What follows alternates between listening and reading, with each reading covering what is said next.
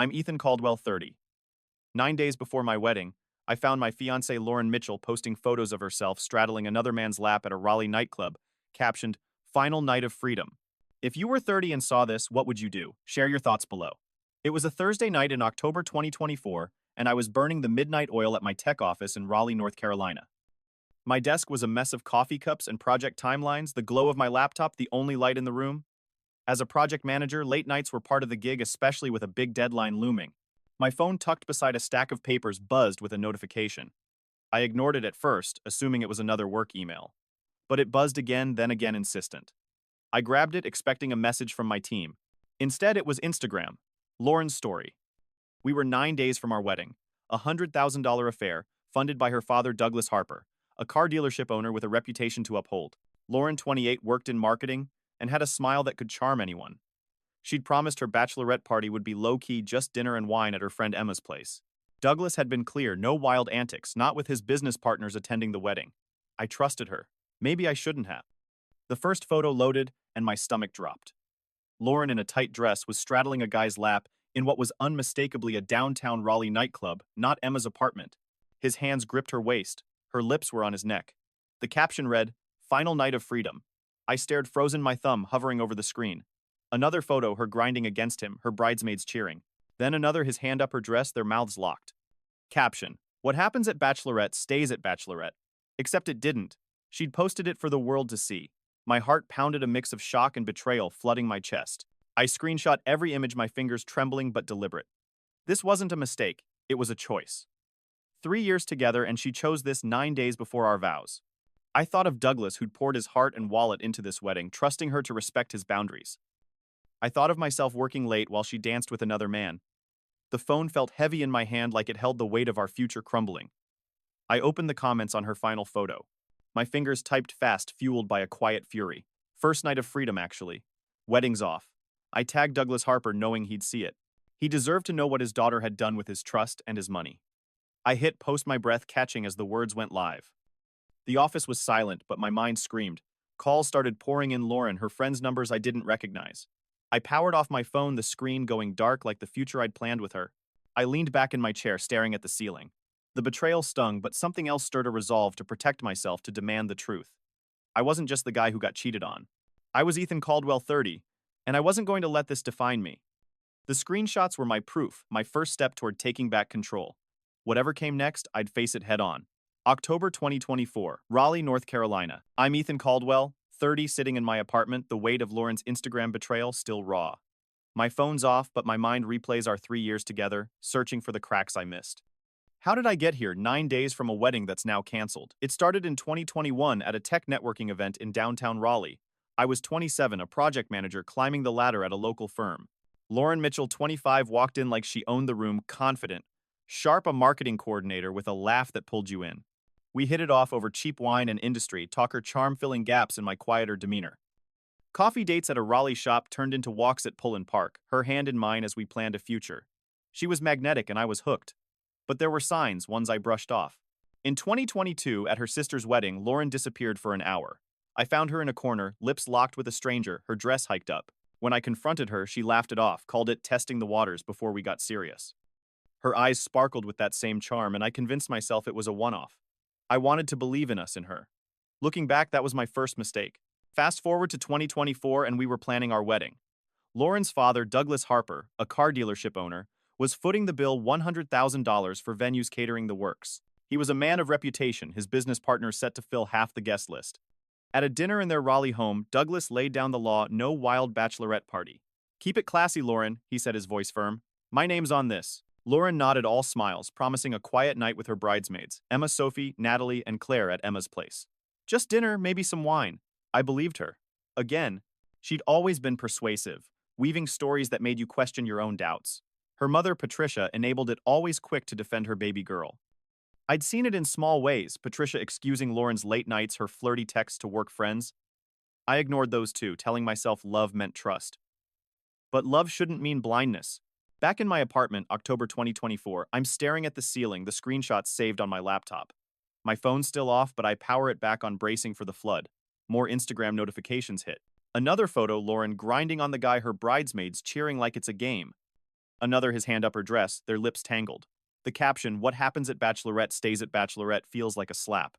I scroll through our old texts, her promises, her "I love yous," and they feel hollow. The woman I thought I'd marry was unraveling in real time, and I'd been too trusting to see it coming. I lean forward, elbows on my knees, the weight of 3 years pressing down. I'd overlooked her, flirting her excuses, even that kiss at her sister's wedding. But this was public, deliberate, a betrayal splashed across social media for all to see. Douglas deserved to know. So did I. My comment, first night of freedom, actually. Weddings Off was still live, Douglas tagged. I didn't regret it. The truth was my anchor now, and I wasn't letting go. I closed my laptop, the screenshots safe. Lauren's lies had built this mess, but I'd tear it down with facts. The calls would come, the drama would escalate, but I was done being the fool. At 30, I'd learned one thing: trust is earned, and Lauren had spent hers. October 2024, Raleigh, North Carolina. I'm Ethan Caldwell, 30, sitting in my apartment, the screenshots of Lauren's betrayal burning a hole in my laptop. Last night, I called off our wedding after her Instagram photos, her on a stranger's lap, kissing his neck, his hand up, her dress lit up my phone. I commented, tagged her father Douglas, and now the fallout's coming. My phone was off, but I powered it on that Thursday night, bracing for the storm. Notifications flooded in, missed calls from Lauren, her mother Patricia, her bridesmaids, Sophie, Emma, Natalie, Claire, and numbers I didn't know. My screen was a war zone of voicemails and texts, all demanding I take back my comment. First night of freedom, actually. Weddings off. I ignored them, my focus on the evidence. I opened my laptop, transferred the screenshots. Lauren's lips on his neck, the nightclub's neon lights, her caption mocking our commitment. Each image was a nail in the coffin of our 3-year relationship. Friday morning, my doorbell buzzed like a jackhammer. I opened the door to find Patricia, face red with fury, and Lauren still in her club dress, mascara streaking her cheeks. "How dare you humiliate my daughter, Patricia?" shouted her voice, echoing in the hallway. Lauren sobbed, but her eyes darted, calculating. "It was nothing, Ethan. Just a party. You're blowing this out of proportion." I held up my phone, showing the screenshot of the guy's hand up her dress. "This is nothing," Patricia gasped, her bravado faltering, but she doubled down. "Delete those now. The wedding's in 9 days. You'll ruin everything." I stood firm, my voice steady. "There's no wedding." Lauren made that clear. Patricia's eyes narrowed. "You'll pay for this $60,000 for emotional distress at least." I almost laughed. Emotional distress. She'd raised a daughter who posted her infidelity for the world to see. I shut the door, their voices fading as they stormed off. My apartment felt quieter, but my resolve grew louder. I wasn't the villain here. I opened my laptop again, emailing the screenshots to Douglas Harper. He'd funded our $100,000 wedding, trusting Lauren to keep things respectable for his business partners. I typed a short message: "You should see this." Minutes later, my phone rang. Douglas. His voice was low, heavy. "Is this real, Ethan?" I confirmed, sending him the full set of photos. A long pause followed, then "I'm pulling every penny from that wedding. She's done." I didn't expect his support, but it felt like a lifeline. Douglas, a man who valued his reputation above all, saw the truth in those images. Back at my tech office that morning, I tried to focus on work, but my mind churned. Lauren's lies, Patricia's threats, the buzzing phone, it was chaos. I silenced it again, my fingers tracing the edge of my desk. I'd trusted Lauren for 3 years, ignored her red flags like that kiss at her sister's wedding. But now I was done being blind. Those screenshots were my shield, proof that her just a party excuse was a sham. I saved them to a cloud drive, every pixel locked in place. As I left the office, a coworker mentioned seeing Lauren's interview on WNCN Raleigh's local news. She'd gone public, spinning a tale about me being controlling, abusive even. My stomach twisted, not with fear but with determination. She could play the victim, but I had the truth. The screenshots, Douglas's backing, and my own clarity were enough for now. Whatever she threw at me next, I'd be ready. October 2024. Raleigh, North Carolina. I'm Ethan Caldwell, 30, sitting in my apartment, the sting of Lauren's betrayal now a fire driving me forward. Yesterday, I screenshot her incriminating Instagram photos and sent them to her father Douglas, canceling our $100,000 wedding. Today, Lauren's fighting back on TV of all places. I flipped on the TV after a long day at my tech office, expecting to clear my head. Instead, WNCN Raleigh's local news was airing Lauren's interview.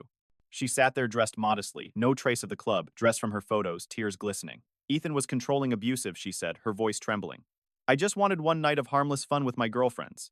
The anchor nodded. Sympathetic, the segment titled, "Groom's Social Media Revenge Goes Too Far." My jaw tightened.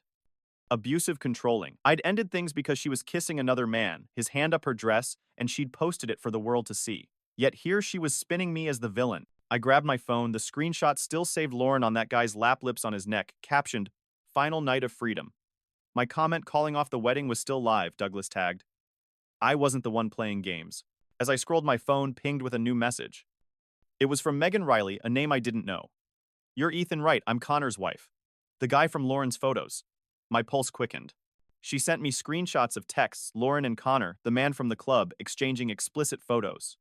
Lauren had told him we were in an open relationship, that our wedding was just for show because I was rich. Rich, I'm a project manager, comfortable but hardly a tycoon. I thanked Megan, saving her evidence. This wasn't just a drunken night, it was a calculated betrayal.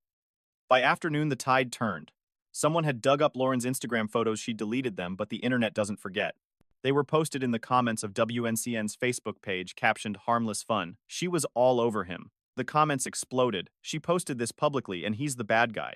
WNCN didn't fact-check this. I watched the likes climb. A small vindication. Lauren's victim act was crumbling, and I hadn't lifted a finger. Then came a knock at my door. Lauren's bridesmaids, Sophie, Emma, Natalie, and Claire, stood in my hallway, arms crossed. Emma spoke first, her tone sharp. You're punishing Lauren for being herself. It's 2024, women can have fun. I raised an eyebrow. Fun like cheating in front of everyone, Natalie chimed in. You're just toxic, Ethan. Sophie stayed quiet, her eyes uneasy. I pulled up the screenshots on my phone, showing Connor's hand up Lauren's dress. This is your idea of fun. They faltered, but Claire doubled down. People bought plane tickets. My aunt's coming from Charlotte. You're ruining lives. I shrugged. Sounds like Lauren's problem. Then Lauren herself stepped forward, her voice low and venomous. If you don't take me back, I'll tell everyone you hit me. The air went still. Even Emma looked shocked. Sophie whispered, Lauren, don't. I pulled out my phone, hit record, and said, say that again. Lauren's eyes widened, and she stormed off, her friends trailing. Sophie lingered, murmuring. I told her not to post those photos. I nodded, pocketing my phone. That recording was gold proof of her desperation. I sat back on my couch, the TV still droning. Megan's texts, the screenshots, my recording, they were a growing arsenal. Lauren could spin her lies, but the truth was louder. WNCN's segment was backfiring, and the internet was ruthless. I checked my phone. Douglas had texted, stay strong, son. His support, unexpected but firm, steadied me. Lauren's next move was coming. I could feel it, but I was ready. The truth was, my weapon, and I wasn't backing down. October 2024, Raleigh, North Carolina. I'm Ethan Caldwell, 30, and Lauren's betrayal has gone from public humiliation to outright crime. After her WNCN interview slandered me as controlling the internet, turned on her with her own Instagram photos, her kissing another man, his hand up her dress. I've got screenshots, a recorded threat, and texts from Megan Riley, the wife of Lauren's fling, proving it was no harmless fun. Now Lauren's crossed a new line. I was at Harris Teeter grabbing groceries for the week when my phone rang. It was my apartment complex's security team, their tone urgent. Mr. Caldwell, we caught 2 people trying to break into your unit. My cart stopped in the aisle, apples forgotten. Who I asked, though, I already suspected. Lauren Mitchell and a guy. We've got them on camera. I left the store, my pulse steady but my mind racing. Lauren wasn't just lying now, she was breaking the law. At the complex, the security guard showed me the footage. There was Lauren in a hoodie prying at my lock with a tool, her face tense. Beside her, a guy I didn't know, Ryan Mitchell. Her cousin held a crowbar, glancing nervously. Lauren told security she was my wife needing medication or my grandmother's ashes. Both lies. She'd never taken meds, and her grandmothers were alive. Ryan, caught red-handed, spilled the truth. Lauren offered him $500 to help get her stuff back. The guard had called the Raleigh police, and they were on their way. I drove to the police station. The security footage burned into my mind. Filing charges felt like a weightlifting. Attempted breaking and entering wasn't a gray area. Lauren had planned this, premeditated, crowbar and all. I handed over the footage, my statement calm but firm. The officer nodded, jotting notes, his expression neutral but tired. She's saying you stole her emotional support animal, he said, almost rolling his eyes. We never had a pet, I replied. He shook his head, muttering. She gave 3 different stories. Back at my apartment, I checked my phone. A text from Sophie Bennett, one of Lauren's bridesmaids, caught me off guard. Ethan, I'm sorry about everything. I told Lauren not to post those club photos. I should have said more. She went further, revealing Lauren had hooked up with her ex-boyfriend 2 years ago, gaslighting her when confronted. Sophie's words hit hard, not just for the betrayal, but because she was breaking ranks. I texted back, thanking her, my trust in people, dented but not broken. Douglas Harper called later, his voice heavy but resolute. I saw the police report, Ethan. I'm done with her. He'd already pulled the $100,000 wedding fund, leaving Lauren to face the consequences alone. Megan Riley messaged too, thanking me for standing firm. She was building a harassment case against Lauren, who'd been texting her husband Connor nonstop. The evidence was piling up: screenshots, texts, now security footage. Lauren's lies were unraveling faster than she could spin them. I sat on my couch, the apartment quiet except for the hum of the fridge. The wedding was days away, but I felt no regret. Lauren's actions: first the club, then the slander, now this break-in showed who she was. I'd spent 3 years ignoring her red flags, but no more. Filing charges wasn't revenge. It was protection. Sophie's apology, Douglas's support, Megan's evidence, they were my anchors. Lauren could try to claw her way back, but I was done letting her in. The line was drawn and I wasn't crossing it. I woke up that Saturday feeling lighter than I had in weeks. No tuxedo, no vows, just me and my buddies at a Raleigh sports bar, the air thick with the smell of wings and beer. The TV blared a football game and we laughed over old stories, my phone finally quiet. I'd turned it off after the police took Lauren and her cousin Ryan for their break-in stunt. No more calls from her mother Patricia, or her bridesmaids. The bar's noise drowned out the past, and for the first time in days I smiled without forcing it. Meanwhile, Lauren was at the wedding venue alone in her $10,000 dress. A friend of a friend, the catering manager, filled me in later. She'd shown up with a photographer assuming Douglas would still foot the bill. She walked down the aisle, solo cut a cake for no one, and danced with an imaginary groom, her veil trailing. The staff watched uncomfortable as she posed for couples photos with empty air. The photographer, unpaid, posted the shots on Instagram with a caption, "Weirdest gig ever." By evening, they were viral on TikTok, set to sad violin music. Comments tore her apart. "This is what happens when you cheat and post it. She's her own worst enemy." I didn't need to say a word. The internet did it for me. Douglas showed up at the venue, his face like stone. He told the staff to box up the catered food meant for our $100,000 wedding and donate it to a homeless shelter. When Lauren expected him to pay the photographer, he walked out, leaving her to deal with the fallout. The photographer left too, refusing to work for free. Lauren's dream day was a spectacle, and not the kind she'd hoped for. Back at the bar, my friends raised their glasses, calling me the guy who dodged a nuke. I laughed, the weight of Lauren's chaos lifting. That week, I'd sold our engagement ring for $5,000, trading it for a sleek gaming setup that now lit up my apartment. I'd started rock climbing again, something Lauren always hated, claiming it was too risky. My hands gripped the holds at a local Raleigh park, muscles burning, mind clear. At work, my boss called me into his office with a grin. "You've been killing it," despite everything he said, handing me a promotion letter. More responsibility, better pay, a fresh start. I checked my phone as I left the climbing park.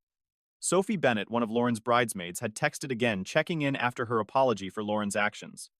She'd broken ranks, and I respected that. The internet was still buzzing with Lauren's solo wedding photos, each like a small victory. I didn't start this fire, she did, with her club photos and lies about an open relationship. Now she was burning in it. I heard through a mutual friend she'd tried suing WNCN for defamation after her failed interview, only to get hit with legal fees when they countersued. Her choices, not mine. Sitting in my apartment that night, gaming monitors glowing, I felt steady. The wedding day I dreaded was now my best Saturday in months. No more Lauren, no more lies. Just me, my friends, and a life I was rebuilding one step at a time. She could keep her viral shame. I was moving on. The courtroom was stark, fluorescent lights humming above wooden benches. Lauren sat across the room, her face pale, avoiding my gaze. Her lawyer argued she was in a mental health crisis, blaming my public cancellation of our $100,000 wedding. The judge wasn't buying it. "Your client attempted to break into a residence with a crowbar," he said, his voice dry. "Distress doesn't excuse crime." Lauren pleaded down to attempted trespassing, landing a $3,000 fine, 100 hours of community service, and a restraining order, keeping her 500 feet from me and my apartment. I sat still, my hands steady, feeling the weight of her choices settle. No revenge needed. The truth did the work. Megan Riley, the wife of Connor, the guy from Lauren's club photos, was there too. She'd secured her own restraining order after Lauren started driving by their house at night, texting Connor obsessively. Megan had shared more with me. Lauren and Connor had hooked up twice before the bachelorette party, once in his car, once at a motel paid for with Douglas's credit card. When Douglas found those charges, he'd hit his limit. He called me after the hearing, his voice tired but firm. "I'm divorcing Patricia. 31 years done. She enabled Lauren too long." I didn't know what to say. His family was imploding, but he blamed Lauren's upbringing, not me. Lauren's spiral didn't stop there. Days before the hearing, she'd shown up at my tech office in her wedding dress, veil, and all begging me to remember our love. Coworkers stared. Security escorted her out as she sobbed, mascara streaking.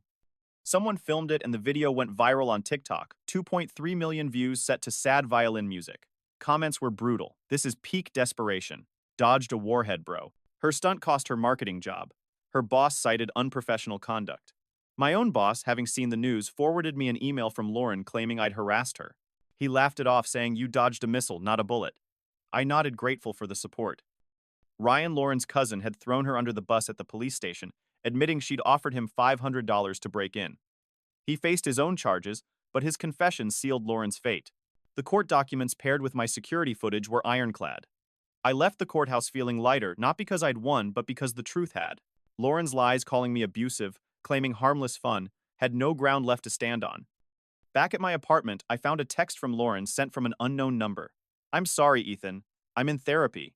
I know you'll never forgive me, but I'm trying." I stared at it, feeling nothing but closure. She wasn't sorry she was cornered. I forwarded it to my lawyer just in case and deleted the message. Megan texted too, thanking me for sharing evidence. Her restraining order was a done deal. The world was closing in on Lauren and I was finally free of it. I leaned back, the hum of my gaming setup filling the room. The courthouse, the viral video, Douglas's divorce, they were Lauren's consequences, not mine. I'd built my case with screenshots, recordings, and truth, and now I could walk away. She'd tried to break me, but I was standing taller than ever. November 2024, Raleigh, North Carolina. I'm Ethan Caldwell, 30, standing in my new apartment, the air fresh, with no trace of Lauren Mitchell's chaos. Weeks ago, she faced a $3,000 fine and a restraining order for trying to break into my old place. Her solo wedding in a $10,000 dress became a viral joke, and her lies, those Instagram photos kissing another man, her WNCN slander, have finally caught up. I'm done with her drama and life feels good. I was at a Raleigh coffee shop sipping a black coffee when Douglas Harper walked in. Lauren's father, the man who'd funded our $100,000 wedding, spotted me and grinned. He slid into the seat across from me, his eyes tired but warm. "You know, Ethan," he said, "I was going to give you two a house as a wedding gift. You dodged that bullet too, didn't you?" We laughed, a rare moment of lightness. He bought my coffee, his way of closing a chapter. Douglas had cut Lauren off after finding her motel charges with Connor Riley, the guy from her club photos. His divorce from Patricia, Lauren's enabling mother, was in motion. "She created a monster," he said, shaking his head. I didn't disagree. Later that week, I met Sophie Bennett at another coffee shop. She'd been one of Lauren's bridesmaids but broke ranks after the bachelorette mess. Over lattes, she opened up about Lauren's past, how she'd hooked up with Sophie's ex 2 years ago, then gaslit her about it. "I should have seen her for who she was," Sophie said, her voice soft but firm. We weren't dating, but her honesty felt like a fresh start. I respected her for stepping away from Lauren's orbit. Our chats were easy, a reminder that not everyone in Lauren's world was toxic. Word got around about Lauren's downfall. She was working at a makeup store, now living with her friend Natalie, still telling anyone who'd listened that I'd ruined her life. She tried suing WNCN for defamation after their follow-up exposé, showing her club photos and Connor's wife's evidence, but the station countersued for a frivolous claim. Now she owed legal fees, her reputation in tatters. Connor, her fling, wasn't faring better. Megan, his wife, had divorced him, and he was crashing in his brother's garage paying alimony.